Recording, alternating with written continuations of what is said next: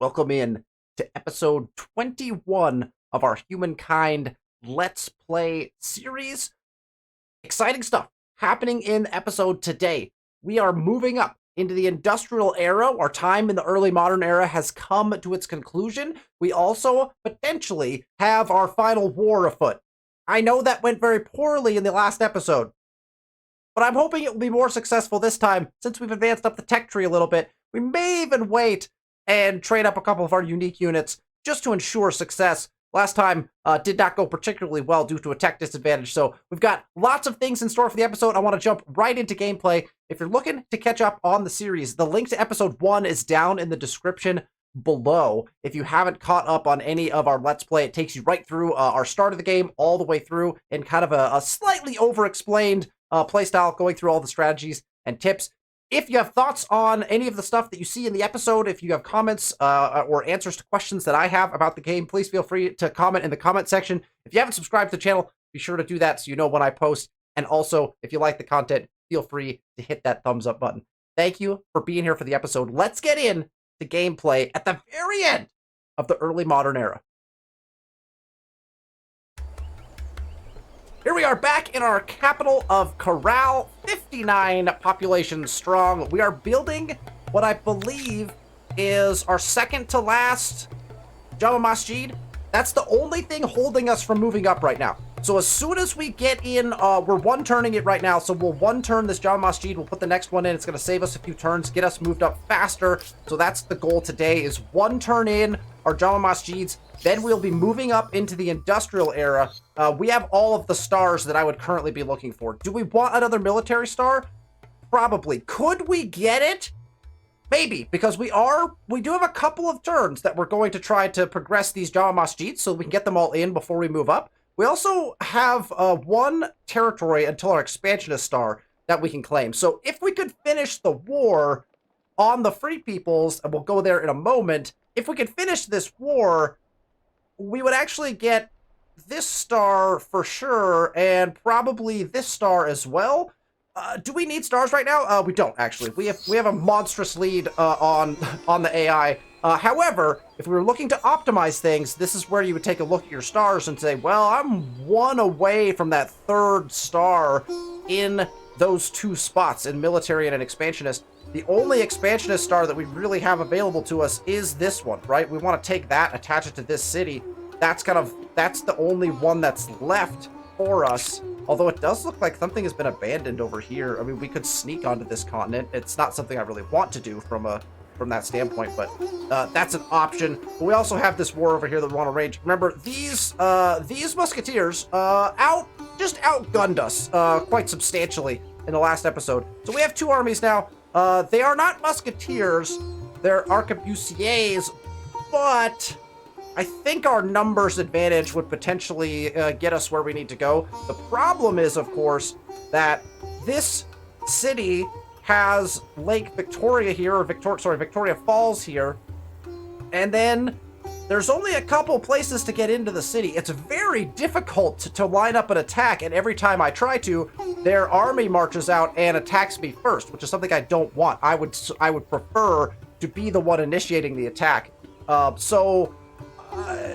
think the question is, do we wait to upgrade these units, or... Oh, these guys are already kind of... Oh, okay. So do we wait to upgrade the units? If we go to our tech tree, we can see we are one turn away from upgrading to musketeers. I think we wait the one turn. We'll get at least the arquebusiers up to musketeers. So I think that's the play. So let's end turn here. We'll save our golds. Obviously, we have more than enough influence currently, and we'll kind of run and see, we'll run an upgrade and then see what the war looks like at that point. So here we go.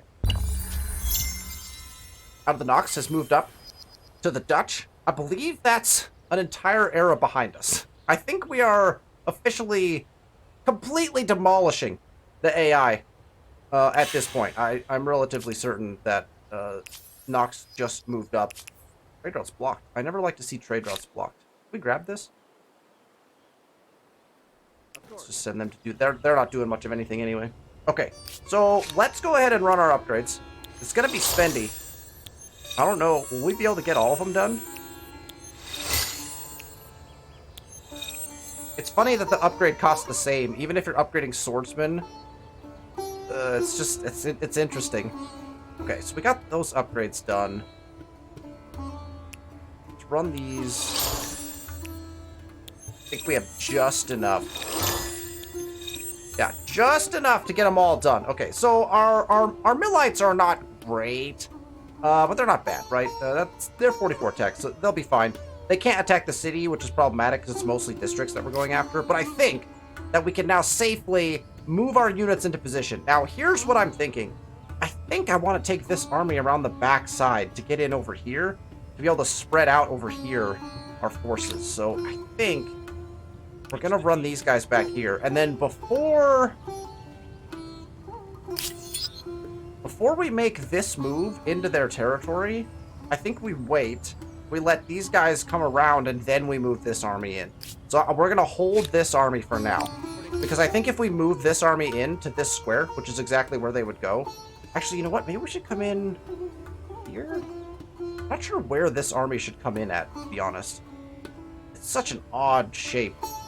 And this also brings up actually an important consideration. When you're building cities, if you want them to be highly defensible, your district placement also creates defensibility, right? Because they can't enter your territory and they can't enter your city when you have the districts built out, right? Because the districts form the city boundaries. And so you create these conundrums for your opponent. Where do I attack? It's very like with the mountains and everything. So city district placement really allows you to kind of have some flexibility that you might not otherwise have from a defensible perspective. Like this particular city is just very difficult to attack just based on where I can place my troops. My deployment is very difficult to pull off because of the fact that they have many districts and that their districts are taking up certain portions of the map that don't allow for good attack angles and things like that. So just something to keep in mind. Okay, let us jump in over here. Lulaban is done building the Jama Masjid, so they are just progressing on other things. Probably the best thing for us to do here is start putting hamlets down. We are way over pop cap. That is a problem that we've been having for quite some time because we are producing food at an abnormal pace due to the wonder strat that we pulled off. So I think hamlets are going to be our best bet, and we're literally just going to look for the best number. So 2517. Typically, when you get to this point in the game and you're placing hamlets, you're placing the hamlets to deal with population cap or to be able to build districts in a different area of a territory. That's something to think about. If you want to be able to build districts in a different area of your territory that you're specifically trying to go for, that's something you can do as well with these. And so if you want to strategize around, like for instance, if we wanted to build around this, right? We might put, you know, in this city, we might put, you know, a hamlet somewhere in here so we can start building around it. Now, we already have the ability to build to it from here, right? So just things to think about. I'm just going to go through and pick the best numbers, right? I'll double check that I like the area, but typically if there is, in your territory, if there is a river that has not been settled on, so you have like a second river, because usually you're settling on river for the bonuses from the infrastructures anyways, but if there's a second river, that's typically where my hamlet's going to go. So like this one is smack dab in the middle of a river. 2517 that's wild, right? So we're going to go ahead and start putting in our hamlets. We could also finish Topkapi or this Cloud Shrine. I think the Cloud Shrine is in too, but I think that there are cities working on those already. So we also need to go around, before I choose this tech, let's go around to the rest of our cities and make sure we're one-turning in our final Jama Masjids. So, oh man, we have 3 left to build here. Oh, that means 3 turns at minimum before that move up. That is substantially painful. Okay, well, unfortunate. All right, where's the? Let's just go best spot here. That's fine. Let's get that in. Let's switch it in, right? So we got to make sure we have turns in each of these. So I'm looking at that bar down at the very bottom, the turns to completion. As long as that bar has some yellow in it, that means I've put turns into it and it won't go away. So this one is the one I want in. I'm going to jump down to Lulaban is good already. We know that the capital needs to put theirs in. We're going to one-turn another one. That's a 50? Yeah, that is Very nice. Probably put a hamlet like in here somewhere eventually, but like I'm 100% fine with this. That's a very nice spot. And again, we're gonna tech it in and make sure that it's actually sitting in this order, because we don't really need to work Topkapi in this particular city. So we'll make sure we're working the Java Masjid that doesn't have any turns into it. Let's check Nemosos. Nemosos is gonna finish Topkapi, so that's fine. They've already built all of their Java Masjids, so we'll just finish Topkapi with Nemosis. And Parisius is finishing a hamlet up, and then probably we could put turns into the Cloud Shrine potentially, because I think we already placed the Cloud Shrine. Or if we didn't, we're gonna place it up here somewhere. Is where it's gonna go. Probably like this spot, or actually this spot, because it has nothing on it. Maybe. Oh no, it has nothing on it because of this park. Actually, some value there, but we'll put it in somewhere over here. Is definitely going to be the plan. So we'll let them finish their hamlet, though. And then Tawanaku, they're one turn from that, but we need to get our second one in.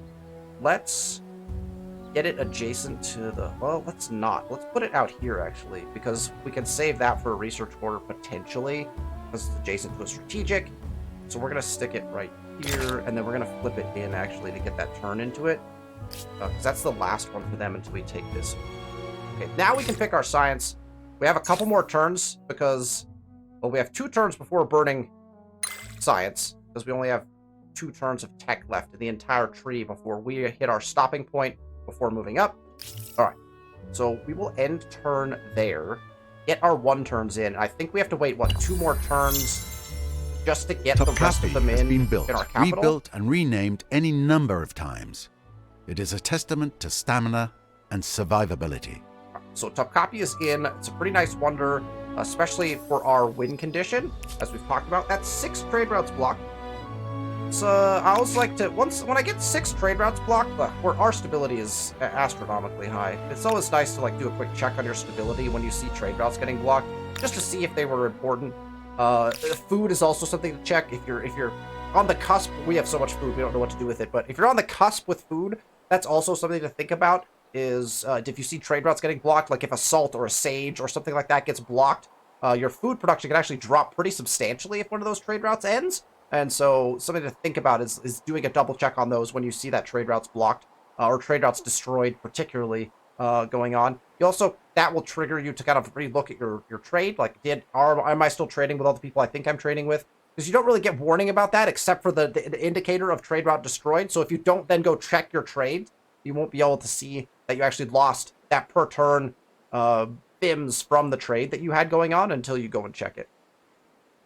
All right, so these guys can just finish the Java Masjid they're on. They'll get both those wrapped up in a few turns, but that's the last one they have. So we're good in that city.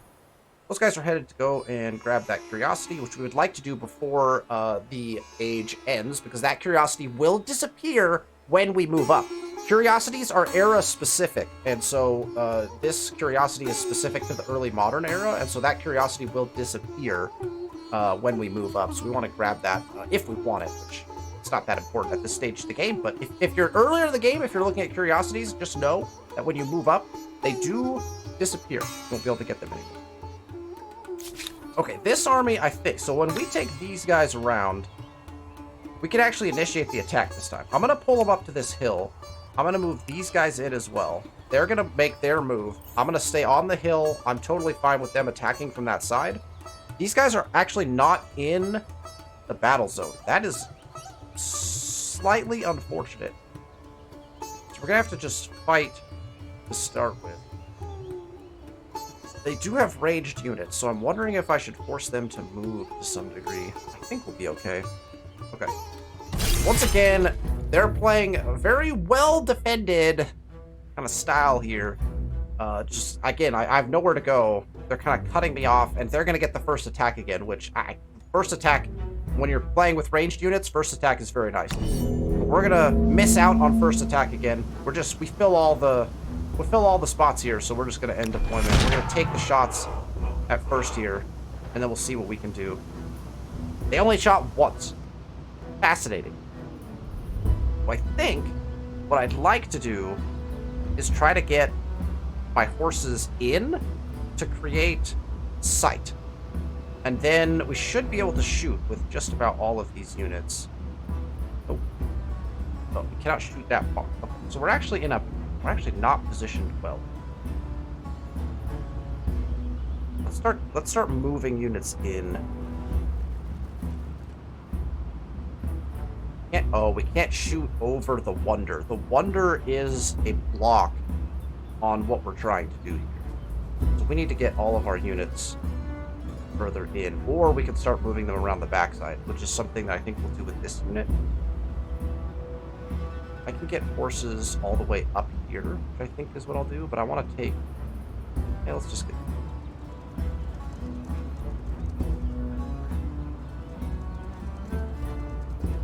We should be able to create like a full surround, which is pretty nice. So we got those guys in. These guys can't actually join the battle. They're just outside, so it'd be next turn when they get to join in.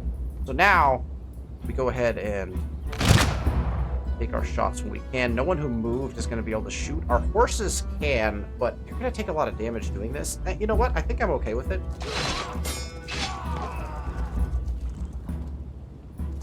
Should have a pretty solid advantage in this fight. I'm not too worried about it. I'd like to not lose a unit. Yes, is my current intention. They do have units all the way positioned over here. Would have been really nice to get these guys in the fight, but they're not really attacking very effectively here. So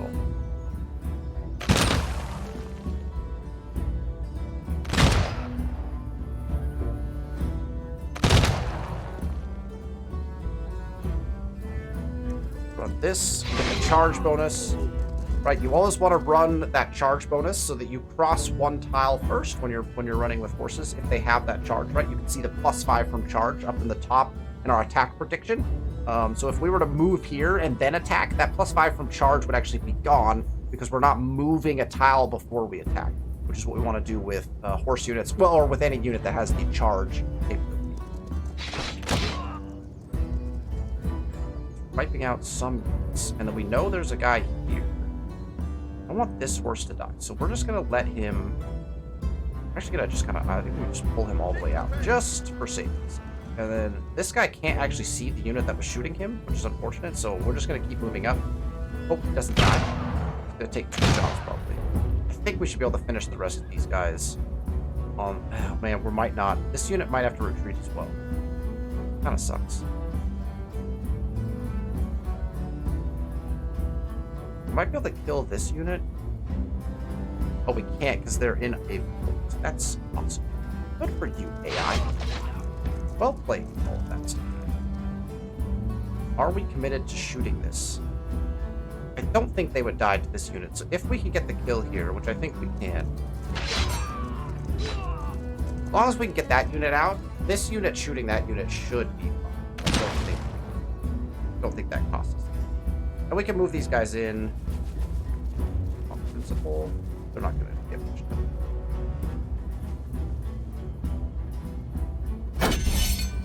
Oh, that's going to take a turn to get that kill in. Okay, perfect. Well, that's an easy fight. Easy fight win. Hopefully we don't lose that unit. I don't think we will. Nemosos is ready to build anything, and I think the Cloud Shrine is the build. Okay, so we haven't actually placed it yet, but I'd like to get a Cloud Shrine up here. Honestly, like... This tile, that's a nice tile for another, since the AI had already placed, the city-state had already placed a market tile there, we might as well put another market there, so let's not do that.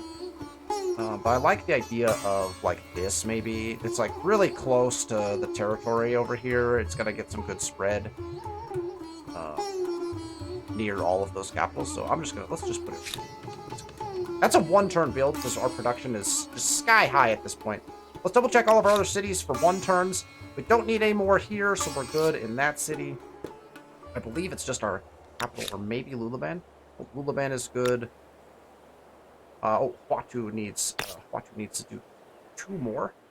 Okay. Yeah, that's probably fine. Let's put that in. Move it into the queue. Wow, we did not do a good job of building these early. We're building a bunch of wonders in this era, is really what we ended up doing. We built a bunch of wonders. We fell behind on our emblematics, hence we're having to progress towards this. That's really terrible land. But you're telling me that's a 45 bonus because of what the river?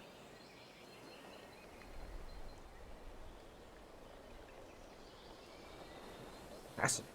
All right. I'll do it. Why not? We'll make sure we move it in. Get the turn on it. And we have one. So I think we have one final turn of this as we get rolling. All right. Perseus is, again, ready for hamlets. So if we can build more hamlets here, we're just going to keep plopping them in. That's actually a decent hamlet because it gets us access to building some research quarters around these horses. So let's do that. 618 is not bad at all. We'll get some more hamlets in, and we'll progress. All right, we've got our final research has been researched, so we're going to burn research for just one turn, which is not the worst thing in the world. We've been doing that quite a bit. A lot of people ending treaties with us still over the course of time. We're kind of pulling ahead, and I think the AI is pretty well programmed in Humankind to recognize, like, hey, you're in the lead, and they start to downgrade treaties with you. Particularly if, like, your military strength is not very big, or if theirs is. Like, there's different factors, I think, at play there, but it's interesting that I've been seeing that more. So I think over the course of the game, they've been changing things like that. And I think the AI are pretty responsive now to, like, where you stand in the game and how their diplomatic status with you is. So I think it's interesting to see that a lot of treaties getting downgraded, I think, just off, like, they're like, hey, we don't want you to win, maybe quite so easily, potentially. Okay, so what's this guy do? This guy was on auto explode, but now he's getting damaged.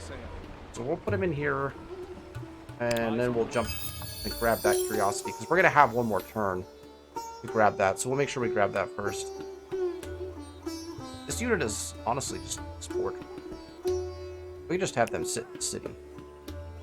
I would get these guys. I guess we should add these guys to the fight because they'll actually, some of them might get experience for being a part of it. I'm not sure how that works. I think they actually have to fight to get experience. I don't think being in a fight necessarily helps. I think they actually have to. We'll add them in. We'll add them into the battle just on the off chance that they can, like, just for being here, like, get credit. Just kind of put them all in here and surround this poor soul. I think that's it. That guy has to sit there, so we can't get anyone else in. Then we'll just run our attacks.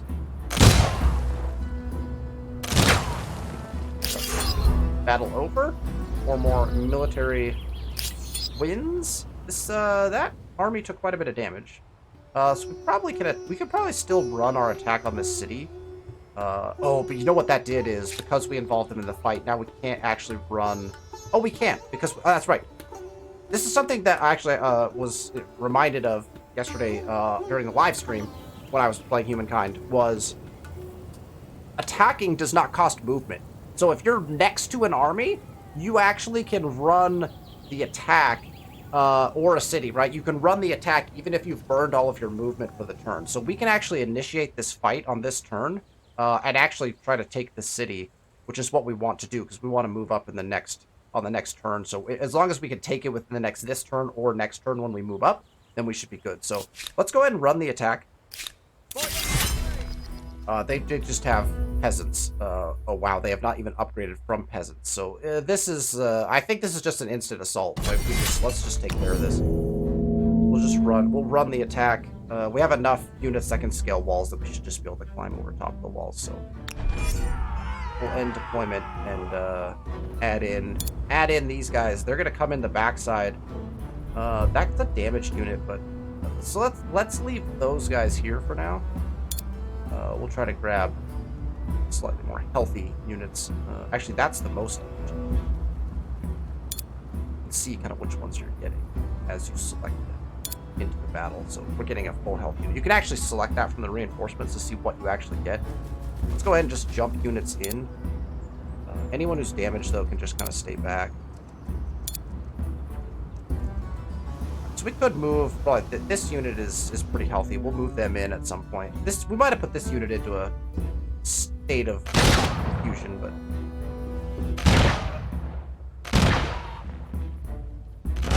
most of these are going to be, one-shots, so it's not. None of this is particularly problematic. We can move the horses in. We can't actually do anything with them. For them to attack. Wow, they attack the horses of all things, which is. So we'll move these guys in. Oh, the horses could actually do work. Get that charge bonus? take care of the peasants. Collecting 12 expansionist stars by collecting territories? Hi, peasants. Greedy, but effective. Slightly greedy, maybe, Mr. Narrator. Maybe. A bunch of trade routes blocked. I think all of that fighting was kind of hurting us. We're gonna actually destroy this city because we're just gonna attach it. We got the star. So as soon as we can, we'll march an army in and just burn the city down, and then just replace our own territory, and then make our connection over here to town. That's probably not going to happen. So we're not going to get a Java Masjid in here, but that's fine. We can... Well, we could... Oh, we're going to burn it down. I was going to say we could try to build one. But we're going to get the turn into it. Then we're going to burn it down. It's not actually going to be there anymore. So I don't think we can actually get it in. So if we're going to do anything here, we'd want to do something that we could one turn. So if there's anything we can one turn, we'll build it. Oh, that's not going to matter because the city's going to be gone. So, incorrect. So actually, the best thing for us to do is this. We'll clear out of ruins. That's the best thing for us to do.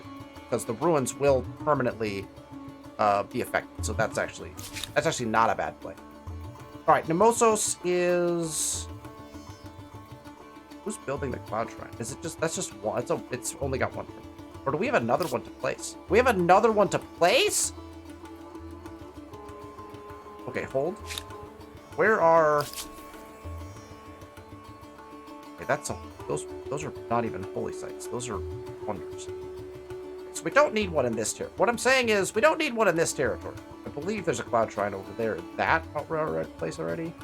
And then... We've got Madness spreading here. I guess we just put it in our new area. Because we've got a Pyramid of the Sun in Lulaban. We've got Cloud Shrine over here. I guess Buddhism is currently surviving still, probably due to all of our trade routes. We could put another holy site over there, I guess. We're holding pretty strong on this border, to be honest. I don't feel like we need one over here necessarily. Yeah, we could put one over here maybe. Can we build one up here? Maybe like in that crevice right there? No, that's a bunch of rivers. We don't want to do that. Okay, but I think that's the place for it. So let's jump back over. Well, both of these can actually work this holy site. I'm tempted to put it right here. That does burn... Oh, what is it? What is it? Burns a 2 food tile? Like, that's it, right? Like, 2 food is not particularly concerning to me. Although we could put it way up here. And then it really doesn't impact us at all. So let's just do that. Throw a Cloud Shrine up here. Just to try to pressure back religion a little bit. Just make sure we don't get that. There's a lot of things that impact religion, like trade routes and different things like that. And so we're running a lot of trade routes, and they might not be. So all of those things impact religious spread. All right, we'll do that. And then our final thing for this turn before we move up in the next turn is we need to one turn in our last set of these. Let's see. That's a 40. Yeah, that's good because it's adjacent to those. Like that. We'll move it in. We have to finish a turn on that. So we got to do that. And then I believe Watu has the same issue. We need one more of these. That's fine. And then we move it in. And then we're got on. Once we press end turn, we are then prepared fully to be able to move up. We have all the stars that we might want. If we check our stars, we didn't quite get to the military stars, which kind of sucks. We were 2 away. They needed to have 2 more armies over there to be able to get that 3rd star. But again, we have a pretty solid lead. We're not really close on any of these other stars, so we got our final expansion star. So we'll move up next turn once our Jamasties are in. Let's press the button, and we will head, after the end of this turn, into the industrial era. We'll take a look at all of the cultures that we have the options to. Choose. We have an osmosis opinion. Ah, that makes sense over here. What do we got? Mercenary armies. Minus 50% higher army cost. I think we already have that in place, right? Professional soldiers. We have +1 combat strength. I think I'll just keep that. We have no stability issues, so we can decline this. Now, again, refusing these is problematic. We've been through this before. Minus 50 stability is a substantial number of stabilities. They don't stack, Okay, they don't stack. It's just minus 50 for 10 turns. But minus 50 is huge if you're in stability problems. If you're not having stability problems, it's not a big deal. And then if you get these on a regular basis, so if next turn, for instance, we get another one of these and we decide to refuse it, it's not another minus 50. It just resets the turn timer. So instead, because it would have been down to 9 turns, it goes back up to 10 again. So it doesn't stack on itself. It just renews or refreshes that turn timer on this. So we can go ahead and do this because we have no stability problems. At least I don't think we do in this city. Typically we wouldn't. Yeah, we're at 99% surplus, even with the minus 50, which is kind of ridiculous. Okay, let's get these guys. Oh, those guys can't quite get there. Can these guys get there? Okay, let's get here. Let's burn the city down. I wish there was a better way to do this, honestly.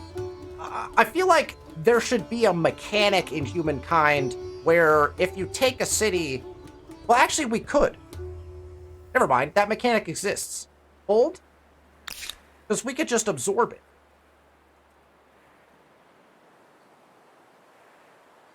Wow.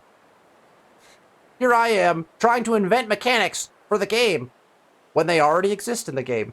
I don't absorb city very often, but obviously this is the best thing to do. It doesn't cost very much. It's going to cost us just as much to try to put down an outpost.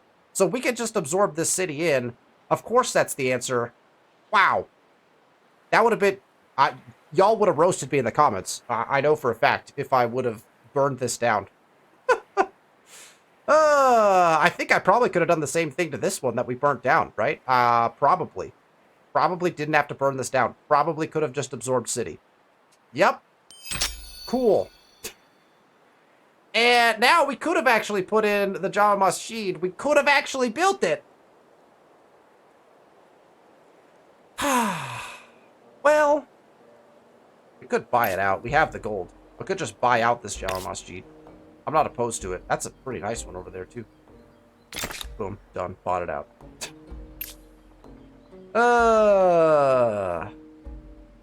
Wait, did we buy it out? Where did it just go? What? Wait. It did go down. What happened to my gold? It didn't drop my gold. Did it not? Am I crazy? Or was that the cheapest Jama Masjid of all time?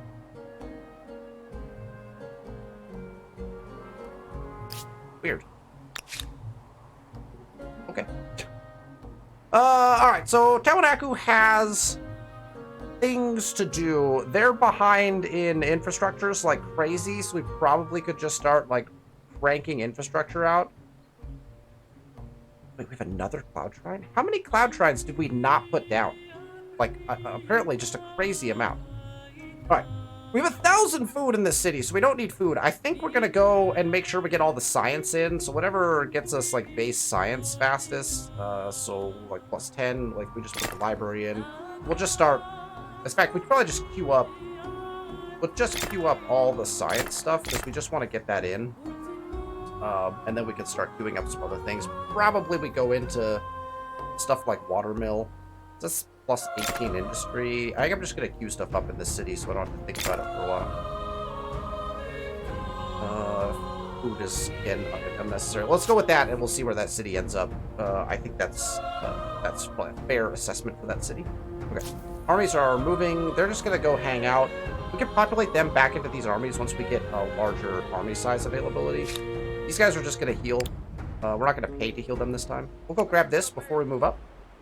It's going to be 300 extra gold, which, 300 gold. The worst thing in the world. All right. Attitudes are changing as we go. We already took care of that. And this army is also ready to go and do something. Are there free peoples anywhere else on the map? There are potentially some free peoples moving in over here. I'm not opposed to, like, going and trying to, like, pick a fight. So maybe we get these guys in the water at some point. Alright, Perseus is, again, let's check here. Do we have Hamlet accessibility? Hamlets are kind of our next big thing. Yeah, we can Hamlet this. we can handle this. I'm not opposed to that. It just gets it really is just for the pop cap. So we'll do that. Got Nemosos that also is in need of, oh my gosh. Nemosos needs hamlets like I've never seen before in my life. They're actually, look at this. They have not that much excess food. Because because they're not receiving the food that's being distributed out to everybody, right?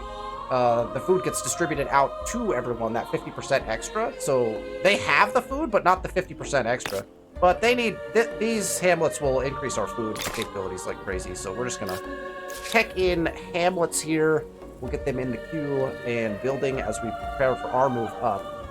Lulaban is done with Java Masjids. And again, we're in population.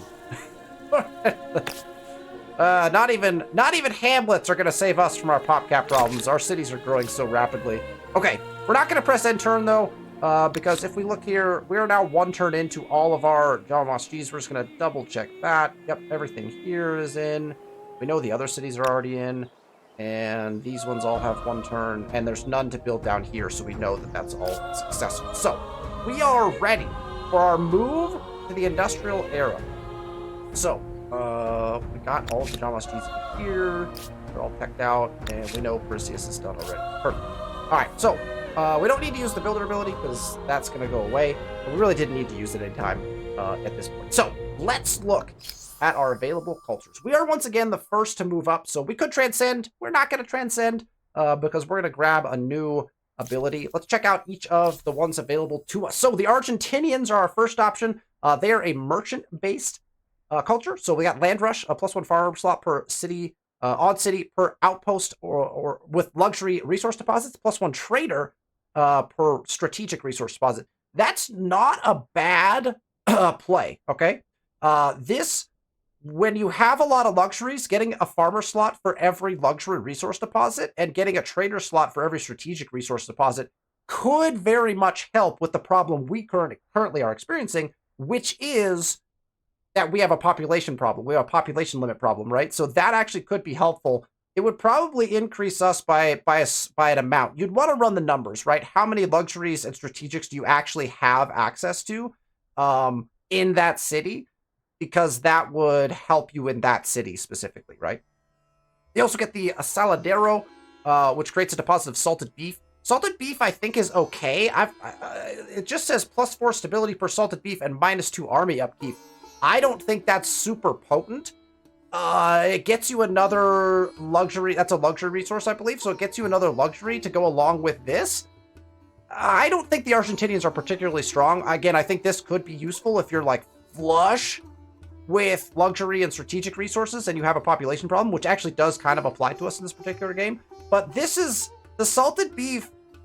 I'd have to see somebody make an argument for why this is good. +4 stability is just standard on a luxury resource, and then -2 army upkeep.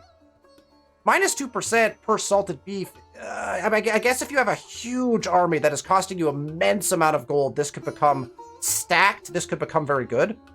But man, you'd have to have a lot of armies. So maybe if you're running, this could be where if you're running like a really aggressive war-based game, maybe this helps you with some stability that you're generating and then gets you a bunch of gold back from that.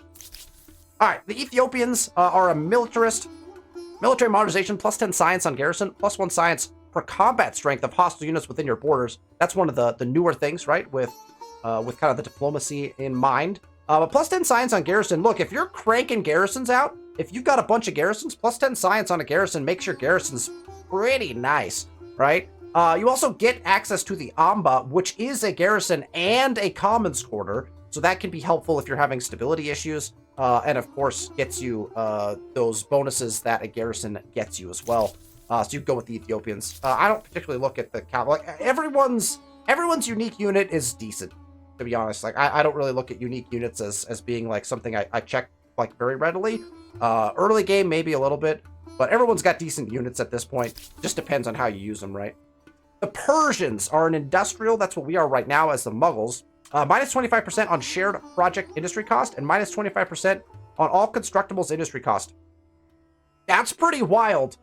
And based on the fact that we are doing project project-based win condition with the race to space, this is actually pretty good. I'm actually strongly considering moving up as the Persians. I also really like the caravanserai. We've got +1 money per number of trade routes. That's nuts. That's going to be a ludicrous amount of money, to be honest. Also, it counts as a makers and a market quarter, which is huge. Any unique or emblematic district that counts as 2 different quarters, value is skyrocketed for those because you start to group them up and you can be much more flexible with them to get different bonuses. It's definitely... So I am very interested in the caravanserai. Also, +3 land movement speed to like... That's a big movement bonus. Plus all these bonuses. I think the Persians are very strong, so we may be going that direction. Let's take a look at everyone else first, though. The Austro-Hungarians are expansionist, are aesthete. +1 influence on district, +1 influence on emblematic district. That's a substantial amount of influence. But the problem is, when you get to the industrial era, there's nothing to do with influence anymore. We just don't have anything to do. Our influence is kind of burning right now. So if at some point Amplitude introduces more things to do with influence later in the game, which actually they already did, I believe, with the World Congress. I just have not seen a World Congress yet because this game doesn't have World Congresses in it because we started it before the expansion came out. So maybe could be handy because of that. You also get the Opernhaus. It's a commons quarter. If you're having terrible stability problems, this commons quarter could be good for you. I do not particularly care for commons quarters. I just don't build them. I'll build a garrison instead. The British are expansionist. Makes a lot of sense, historically speaking. +10 money per number of attached territories on capital. +10 science per number of attached territories on capital. So basically, if your capital city is absolutely enormous, you could get some serious gold and science bonuses. I actually would love to at some point play a game where I centralize it around the fact that I want to pick the British at some point, where your capital is just enormous. And also this, +10 money per liege per adjacent district. So you have to have city-states that you have taken over and that you have kind of made them your liege, right? So again, the colonial office probably could get you a whole bunch, but only if you've run some wars earlier in the game. So the idea would be run a bunch of wars, have a bunch of like liege-based stuff, or people that are following you around. And I need to actually look up what liege specifically would mean. But the British, I think, could be interesting, but I think you'd have to know that you wanted to play them and kind of prep to have that here, absolutely, like the leading up to the whole game, you'd want to be preparing to be the British, basically, which that's difficult to play. Be the French. They are a science-based culture, so 10% science on all cities. 10% science on all cities is actually quite large. That's a big boost. So they're one to think about, especially if you're pushing towards a research outcome, which we are as well. -10 stability, you get the exhibition hall, which is a research quarter. Research quarters are pretty nice, especially because if you look at the exhibition hall, +2 science per number of trade routes on city or outpost. If you're running a trade-heavy game, the exhibition hall is nuts because we have 60 to 100 trade routes running out of some of our cities. If we take a look at them. That means the number of science that you start to get when you build these, not only is it a research quarter, it's going to get you science anyway, the +2 science per number of trade routes on city or outpost is pretty enormous. So you can get some big exhibition halls out. So the French are very powerful, especially from that science perspective. The Germans are militarist, +3 combat strength on naval unit, naval transport, and on air units, -20% cost to build. So if you're going to war, the Germans are definitely something that you want to think about. You've got naval transport, and air units, so you can get across into the ocean really fast and take over by air. The coking works is pretty nice. This is a militarist who comes with a maker's quarter, which is pretty nice because that doesn't always happen with the different militarist cultures, and so coking works is pretty nice. +1 industry per population. Anything that says per population in Humankind, wild. wild. At this point in the game, if we put a coking works in our capital, we would be getting 60 production on this line alone. That doesn't count our +3 production per nation maker's quarter. It doesn't count our +1 worker slot. It doesn't count any of that. Just on our +1 industry per pop, we'd be getting 60 alone for one coking works in one territory, right? You can get your production jacked up if you're putting coking works in your cities. The Italians are another estate. +10 stability on commons quarter, +1 influence on commons quarter, -50% on commons quarter industry cost. If you really like commons quarters, I don't, the Italians are for you. Obviously, lots of good commons quarter bonuses. It would be fun maybe to play a game, again, where you go commons quarter heavy and just get your commons quarters buffed up really nicely. The Italians would then be who you pick here. The Teatro gets you +1 influence per trader, +1 influence per researcher, +1 influence, +5 stability, and +2 influence per adjacent commons quarter. So it doesn't function as a commons quarter. It doesn't say. So it doesn't actually function as a commons quarter. It's kind of just its own unique building that you then want to surround, I guess, with commons quarters. I'm not sure. It'd be interesting to play as the Italians one day. The Mexicans are potent. They are an agrarian culture. +10% food on all cities solves instantly food problems. We have no food problems in this game, so we're not going to go that way. The Hacienda is crazy. Tons of food from Haciendas. Huge. Like, look at this. +1 food on tile producing food. +1 food on tiles producing food is a large bonus. So Hacienda's very powerful, and obviously, +10% food. If you're having any sort of food problems, go with the Mexicans. You will explode in population. All right, the Russians are expansionists. +1 fortification on city or outpost, and -25 on outpost creation cost. If for some reason the world has not been settled by the time you reach the industrial era, the Russians are a good pick. Other than that, very difficult to say why you would pick the Russians necessarily, because the bonuses are very strange this late in the game. The Sobor, it's a religious building, I guess. It doesn't count as any district. It just gets you stability and influence. I guess if you're playing maybe a faith-based game, it gets you +5 faith per adjacent district. Maybe if you're playing a war-based game, there's some health regeneration and fortifications. I don't think the Russians are particularly potent in this game. All right, two more. The Siamese. The Siamese are one of my favorite picks in the industrial era. Gilded Orchids, +3 industry per district on all cities. So if you're putting districts in, all of a sudden you get industry to go along with that, and +1 money generated from ongoing trade in all cities. That +1 money, if you're trading a lot, that starts to build up over time. And then if you compound that with the floating market, +1 money per population. As I said before, if something says +1 anything per population in this game, it's going to be potent. Plus, the floating market sits on water. Plus, the floating market counts as a market quarter and a maker's quarter. Now note, even though it's on water, the floating market does not count as a harbor, but it does count as a market and maker's quarter, allowing you to have some flexibility in where you place it. And these things generate so much money. It is insane. Floating markets are probably one of the best emblematic district, I think, in the game.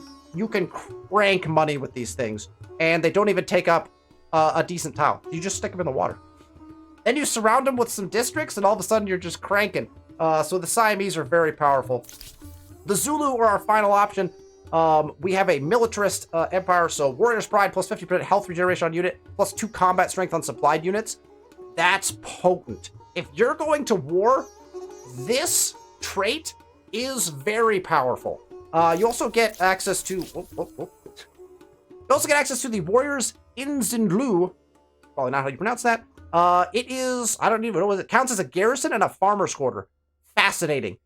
Garrisons that count as quarters as well are really cool, as I found out with the Mycenaeans, with the English, with their strongholds. This is another similar thing. So +5 stability, standard for a garrison.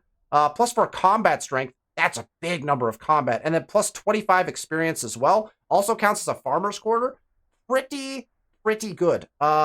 When you go war, these types of garrisons, I feel like, are very powerful. The ones that get you access to being a farmer's quarter. And what that means is, when you put this down, it will exploit all of the food tiles around it. So as opposed to a garrison that just sits there and takes up a tile, it actually exploits the tile it's on and the tiles around it as a farmer's quarter, which is pretty cool. So the Zulu are actually an interesting choice, even if you're not going to war, although mainly if you're planning on going to war, the Zulu would be fun to play.